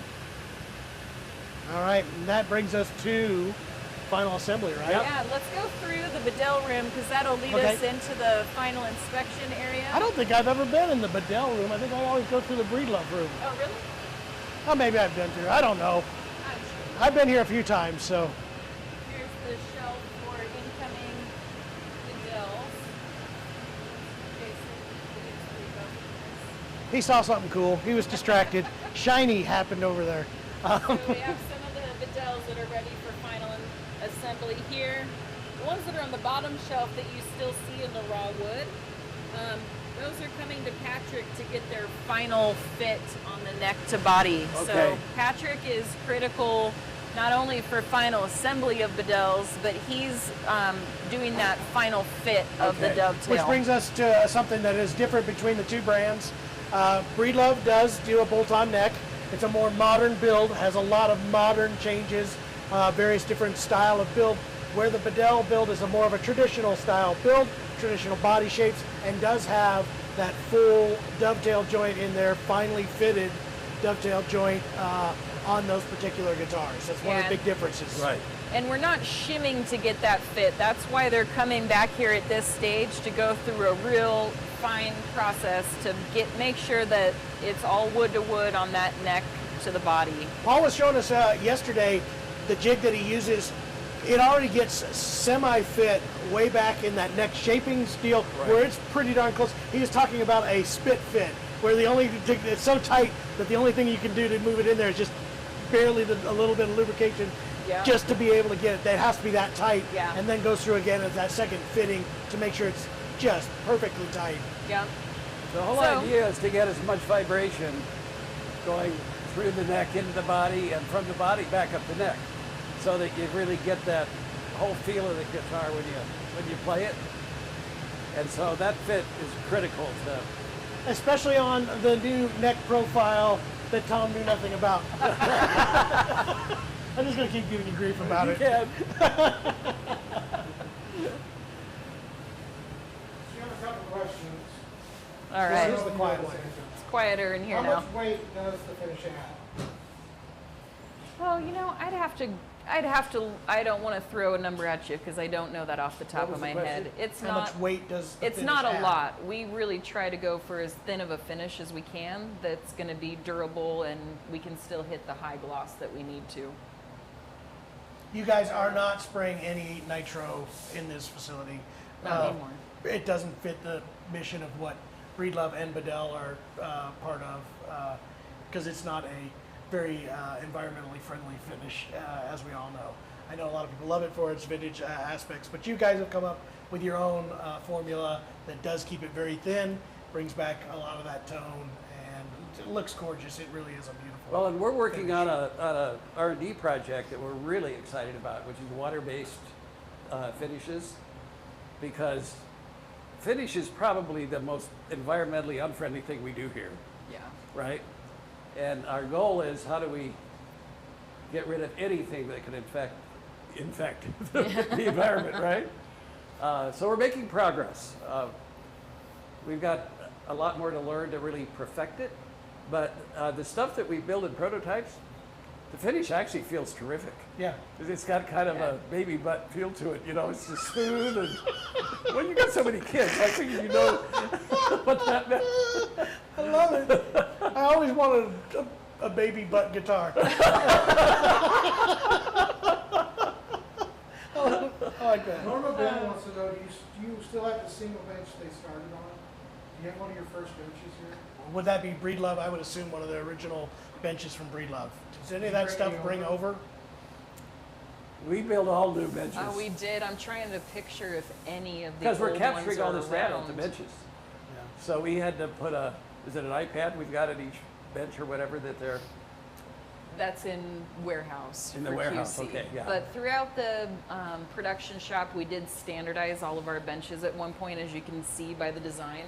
As you look around, I know don't it's your lunch think break. we Thanks have for any of coming the back. original benches, honestly. Oh, you do? Do you care if we do some video with you? There's a lot of discussion going on. Okay, great. What do we have here? Tight grain wood versus light grain wood. Oh, okay. Sound properties in the They aging bought the process. last one. You Oh, you know, guys land, yeah. you select wood based on the thickness of the grain? No, it's more of an aesthetic thing, and it depends on species too. So, it's not the same answer for every species of wood. So typically, let's just take Sitka for example. The old growth stuff that is from an old growth forest, you see that really tight, uniform grain texture. Adirondack spruce is a totally different beast. They don't grow the same, so you can't read them the same from that aesthetic point of view. Interestingly, a lot of the wider grain count Adirondack tops can be stiffer than the tight grain. So it's an anomaly. So you really, I would not select wood just by looking at the wood grain. This goes It's back a short to answer, I guess. the sound op stuff too that you guys do. It bases more off of the numbers that you're going to read off of it than it does off of grain counts and that kind of stuff. Because I know there are builders that do that will gauge their on grain counts from side to side or thickness. Sure. And there's people. I honestly, I've been around enough, and you guys have been around enough, various different builders. Every one of them has a different theory as to what is the better sounding tops, wide grains, grains that start out tight and go wide. But the truth is, all that is how it grew. Yeah. And that's really about all that tells you. And again, you can build accordingly. That's why hand-built guitars are so important. Take every single piece, treat it as its own thing. Yeah. Don't make assumptions based on anything. So The this is cell a great structure- introduction. I'd like to introduce you to Patrick. Patrick he's the last guy. So all of the parts, you've seen all the handwork that everybody else has done. That all ends up, if it's a Bedell, on Patrick's desk, and he takes all those parts and turns this into a real guitar. We like to think of Patrick as our absolute master craftsman in this whole place, because when this gets all done, if the frets aren't perfect, if the intonation isn't perfect, if it wasn't all put together exactly the way it should be, right there's the guy. Awesome. No pressure, Patrick. And the great news is, I think you know this story. We had a customer that bought a pluck machine, and he took his 6 Bedells that he had in stock, ran them through the pluck machine. They didn't do anything. Didn't need it. That's how good Patrick is. What? That's how good he He's is. the human pluck machine. Yeah, he's our human pluck machine. That's But- awesome. Yeah, this is just an example of the. Don't drop it, Tom. Don't drop it. Don't drop it. Oh, look at that Look at bag. that. There's a Bellissima right there. That is a nice set of figured rosewood. Now we have the acoustic shop to thank for reintroducing the Bellissima, don't we? Yep. Yep. We brought that back. You originally, Look at that. Angela Cedar. said there was a certain set of woods that were for the original Bellissima. It was the cedar top that It was was there. that Fraser River sunken cedar Yeah. log that we used originally. And we now are using a salvaged red cedar. It's not the one that was pulled from Fraser River, but They had run out, quit building it, and I said, you gotta bring this back in some form. I thought it was such a great guitar. I had so many customers that loved that guitar, and you said, well, and we talked you into doing it. We came up with a new log, a little bit different ornamentation on it. We went a little bit lighter, a little more delicate on the inlays. But it's beautiful. I love that. Yes, it's Let the beautiful. wood talk a little bit more. Yeah. I love that 12 fret inlay myself. And we've sold quite a few of these guitars since it's come back. And I think you guys have done pretty well with those since they've come back. we have. Yeah. Let's talk about how much she loves her Bellissima she just got. She just got one, and Awesome. I think she's calling it Bell. I think she named it already. Bell? Yes. All right, that's a good name Texans for wants it. to thank Patrick for assembling his 1940. Yeah, he has the first 1116. He was the first one to order that variation. So one of the actually guitars that you just saw today is probably that guitar. You saw your guitar in build process, Tex. So that's pretty awesome. So thank you in advance. Thank you in advance for yours. Again, if you missed it, Tex, those are a little bit behind, but they are coming, and you saw them. So Patrick's going to get flooded with him here in a couple of Yeah, weeks. he is. he's gonna love them all. See him coming through. Yeah. So we're running on close to 2 hours, Jay. We should show the wood room that Right here? Well, you got to show this room. Actually, this is your numbers. We do and need then to stop here before we go. Yep, you're right. Yeah. I will hush. Inlay, We but can I don't make know if it we need quick. to see that or not. So Tom's in the final inspection room. This is where every guitar is going to hit the bench before we sign off on it. And Tom has an example of the certificate of authenticity Shake it there. that goes with that guitar. That's going to give you all the basic information of the model and the woods. We also capture frequency readings, the top, the back, and the fundamental frequency of that guitar. So this is where we're capturing all that last bit of data for every guitar before it goes out to its new home. Yep. Custom, concertina, aged toner, Sitka spruce, maple. Yep, Oh, there it all is. there. So on this screen is the same as the one that we looked at when we were showing how we carve on the braces. And it will, we'll tap on it and it will tell us the fundamental frequency of the guitar, the frequency of the back, and the frequency of the top. And that's the final measurements that we get to put on this card. But let's assume that we aren't right at the fundamental frequency we want to be at. It's absolutely fascinating to experience this. When they come in and you know where a finger, Where the finger plane is. By the way, Tom's not the guy that does this all the time. that's for sure. Here's your finger plane. Yeah, Be careful, it's sharp. Don't drop that. yeah. Yeah, so it's got a little blade on it, and we'll actually go in, and if you just take off a little bit of wood, the hertz are going to come down. So you have to do this slowly, because if you've taken too much off, Can't add it back on. you can't add it back on, Oh, right? I say you do it. Bring out some super glue and some shavings and some dust. Well, Just you know, glue it. it's interesting. Does wonders. Oh, no. I've been at some custom builders that actually play around with putting magnets inside different places on the guitar to try to Add weight. add weight to change the variances, but that doesn't make sense. That doesn't work for you. It's better what we're doing. Yeah. But then we take a picture of every guitar behind this curtain. And so let's say your guitar got stolen or something happened and you said, hey, do you have a picture of my guitar? Yep. Especially if you know the serial number. But Yeah. They can match it up pretty darn well. Yeah. Yeah. Tex wants to know, would it be possible to get a card with a picture of the crew who built his guitar? Sure. I didn't hear the full question, but He He wants wants it. a card with a picture of all the crew that built his guitar. Well, that's going to be these guys. I can't make that happen. I don't know how I would get that to happen. No, it would have to be a telephone picture. Is that what Yeah. he needs? Yeah. We'll see what we can do. It'd be most of the guys in the shop. Yeah, it's almost everybody. Catch them all.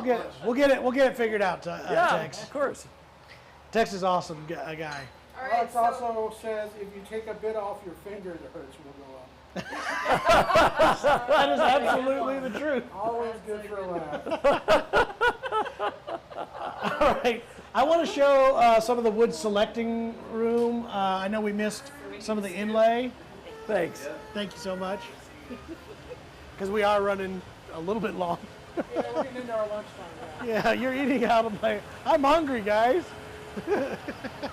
This is where a lot of the storage for some of the import line for Breedlove is, as well as cases and some of that. So again, warehousing for various guitars and moving them through the whole system. QC for a lot of the import line that is done outside of this facility. Mostly we're showing you the building of the USA guitars as they're being done here in Bend, all out of this facility. You tell me, however you want to get there. Inlay? Yeah, we should show it a little bit. Do you have a real quick inlay? Yeah. We can just pop it. Yeah, really we'll do it. We're gonna pop in on inlay. Nobody's here because they're at lunch. So really quick, because this is a really fun room, this is where we process all of our inlays. So not only do we cut all the inlays that go into any of our standard production models, we also have the ability to design a custom inlay in here. So we work You guys with know where customers Johnny is? one-on-one, come up with a personalized He's what? design, and we make it come to life in here. Give you an idea of did some you of the go out? materials we use. A lot of pearl, shell. These are reconstituted stone materials, so we can get into some really fun colors to get expressive with some of our inlay designs. This goes to that guitar purfling back that we did. Yeah, Is that- you can see where it kind of started here. So Oh, is this actually, these are test these were ones? the test pieces. So we had to figure out in engineering where exactly we wanted to the inlay to land. It has to be right on center. We wanted the inlay to carry right into the perf.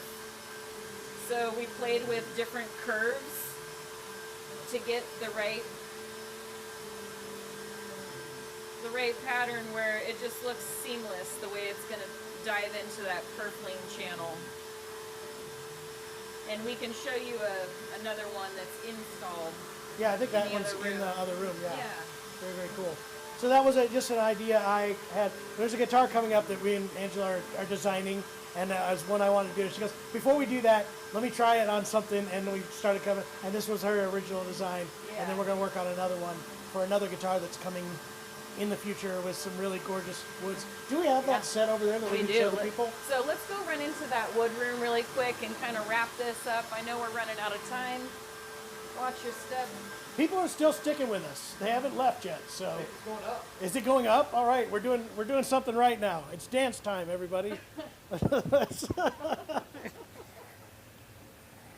We went out to dinner with Tom last night. He was ready to dance. Isn't that right, Tom? That's right.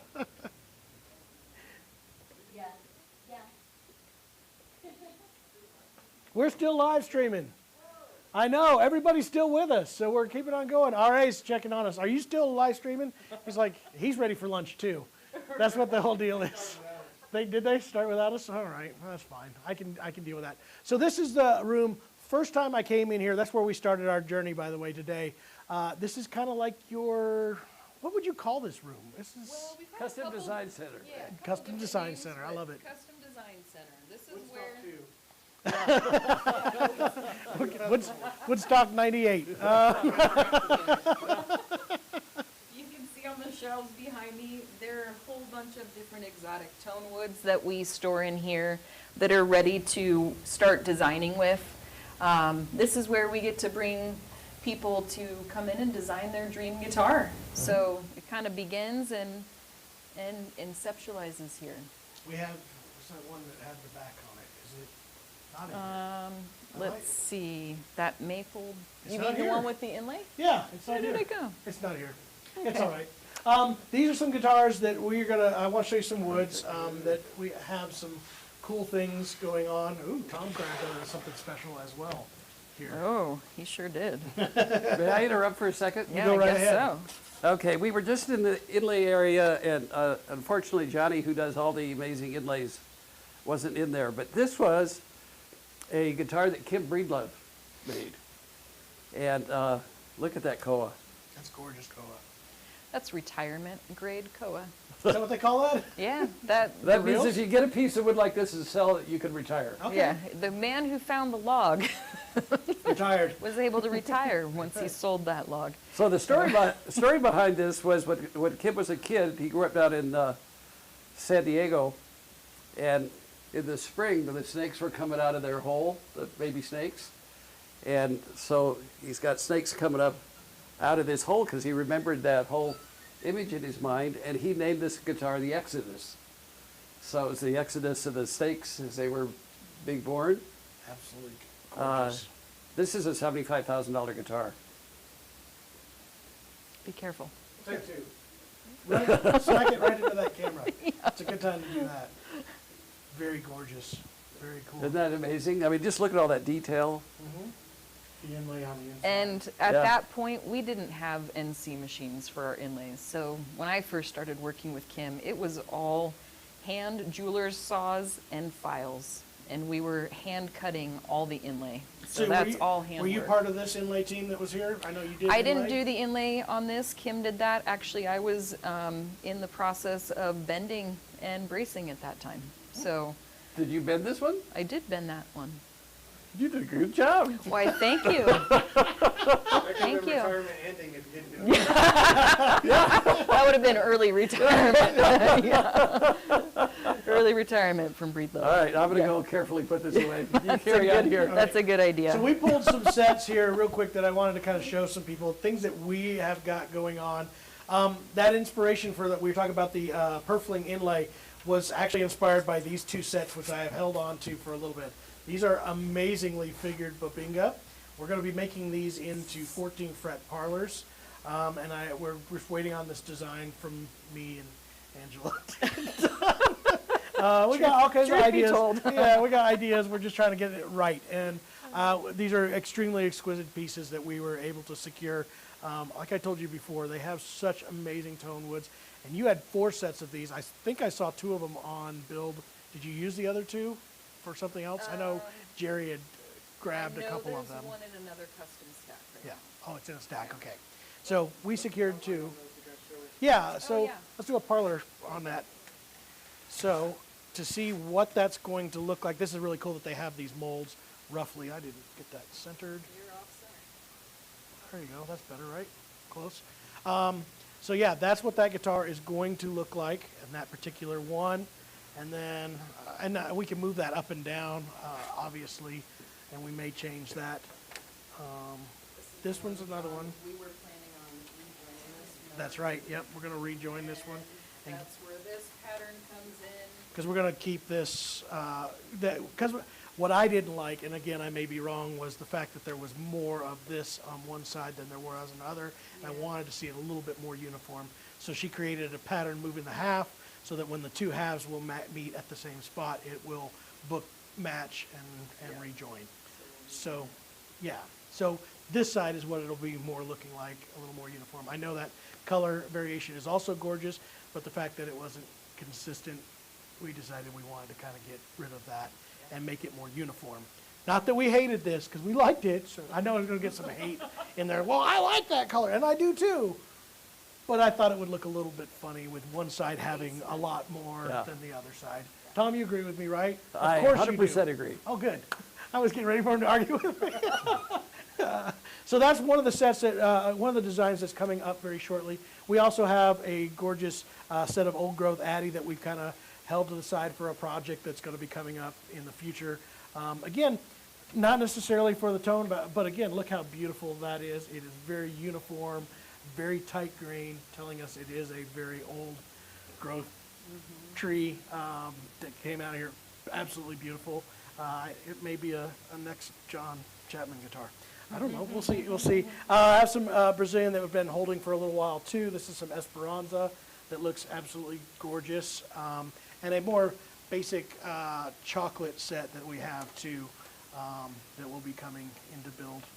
They're probably going to tell me I have to do it today, so we'll find out. So the set that I stole from you this morning. So that is the lady who is I watching. thought you put this. it back in my stash. No, we did not. It's not for you, Tom. All right, so one of the ladies that is watching here, we're working on a guitar build, and I will try to contact her very shortly. I know today, is it in this pile, correct? Underneath the both of these? Yeah. Can I set it on top of this? All right, so we have some Milagro Brazilian, No, not this, sorry, I but tricked you. I know. Yeah, that stack, we have some figured East Indian, rosewood. look at that. Some gorgeous pieces there. Those are great. Let's just go through them and we'll just talk about all the different ones. This is some more figured in East Indian. Oh, that's cool. Yeah, that's beautiful. And that's what you see in the Bellissima models, but you can also see it in other things. We've done coffee houses before with figured Indian rosewood. Yeah, some great. So this is some Milagro. This set is absolutely gorgeous. This Now, when you see these pieces of Brazilian, you'll notice they're still very rough. These just came off of the stack. We have not glued and sanded them yet. Sorry, Jay.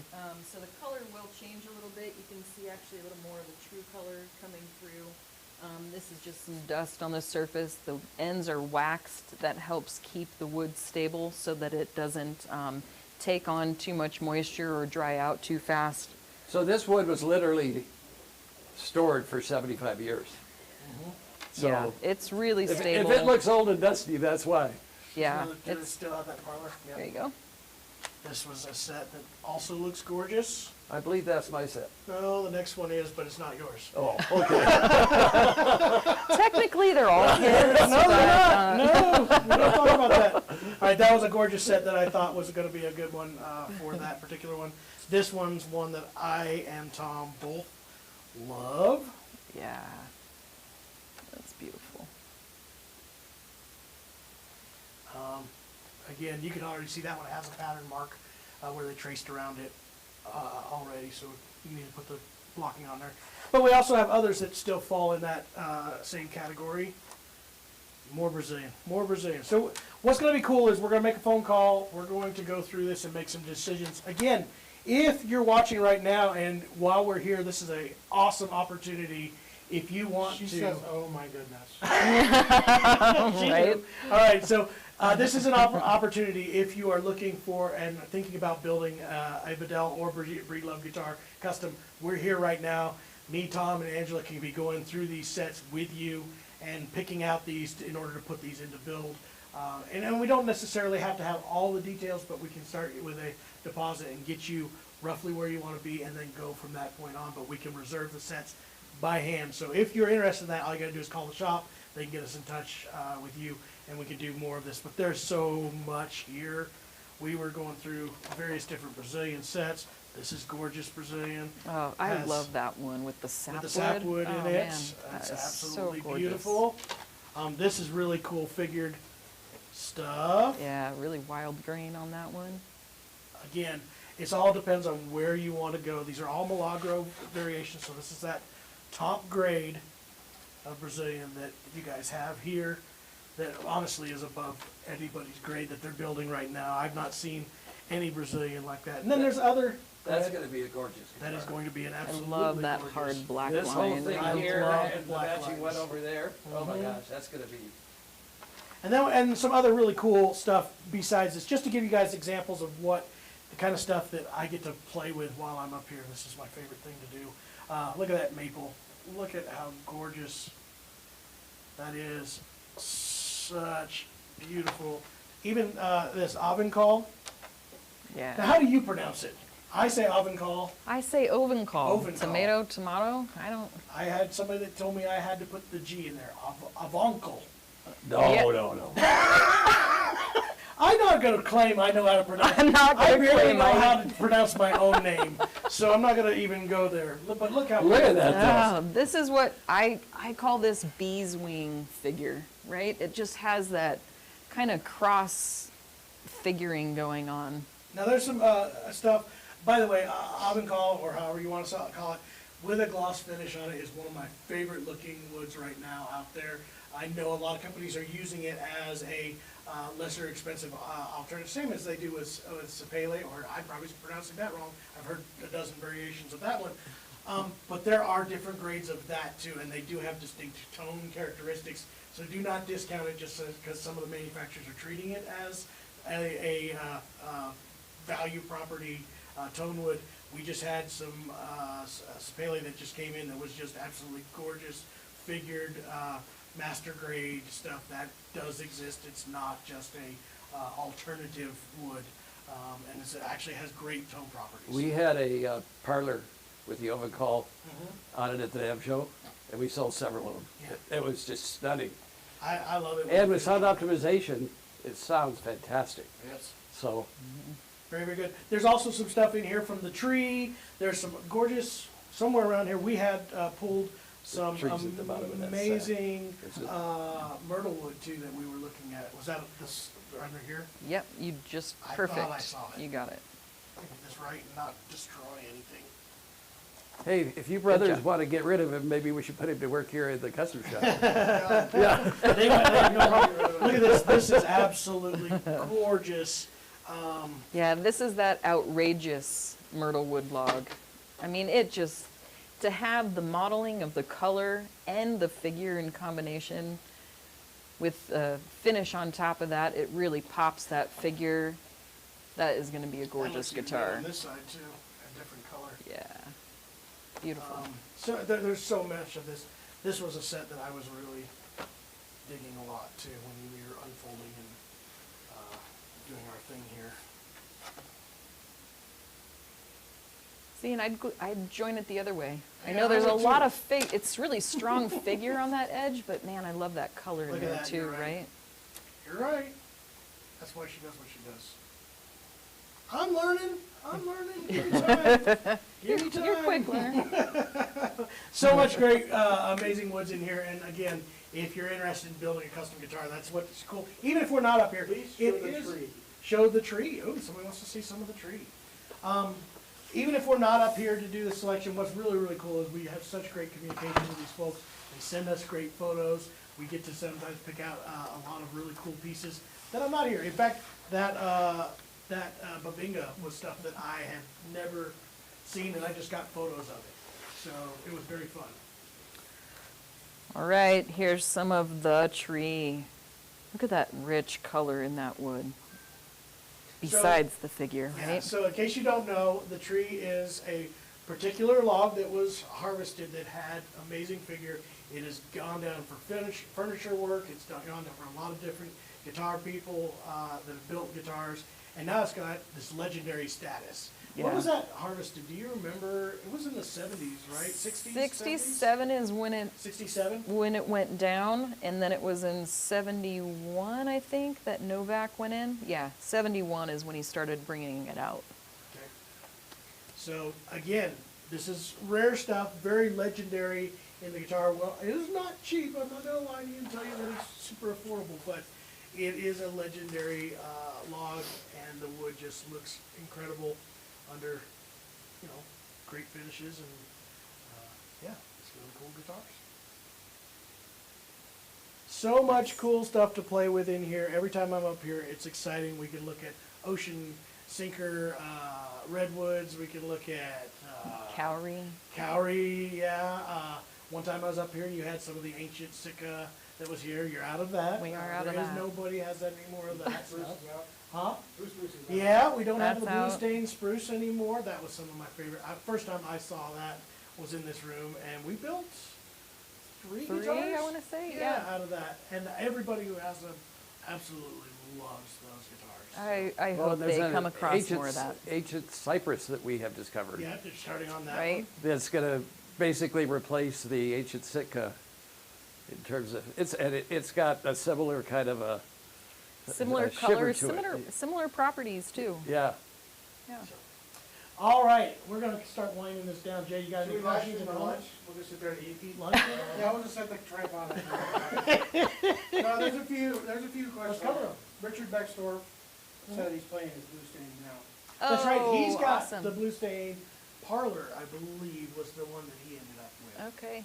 Congratulations. No, I think we're good. I think we've killed it. There's a long hit a lot. but special event. Again, do we want to show one more time the 1940 in its final stage, or everybody's seen it? All right, that's fine. They're going to be seeing it at the shop real soon. Yes, they will. I will be too. I'm looking forward to playing it. I haven't played it I played it yesterday. That's the first time I got a chance to sit down and play guitar, other than the job stuff. So I'm real excited about all the stuff that's coming up. We're going to have a lot more Breedlove stuff coming back into the shop again. It's giving us the opportunity to kind of reintroduce and do it in new ways to really explain the stories. I love working.